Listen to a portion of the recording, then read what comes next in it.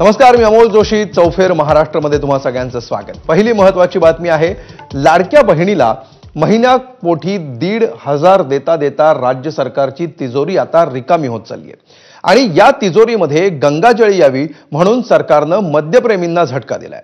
भारतीय बनावटीच्या विदेशी मद्याच्या किमतीमध्ये 1.5% वाढ करण्यात आली आहे.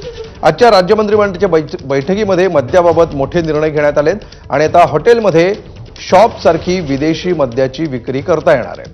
रेस्टॉरंटमध्ये सुद्धा विदेशी मद्याच्या विक्रीला मंजुरी देण्यात आली आहे. मद्याची किंमत वाढवून 14,000 कोटींचा महसूल मिळवण्याचं ध्येय राज्य सरकारनं ठेवलंय.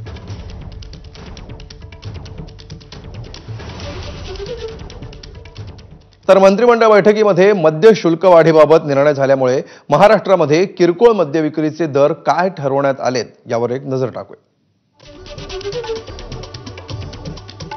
देशी मद्य 80 रुपये,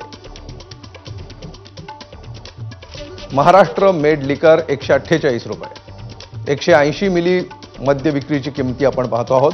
भारतीय बनावटीचं विदेशी मद्य 205 रुपये. विदेशी मद्याचे प्रीमियम ब्रँड 360 रुपये.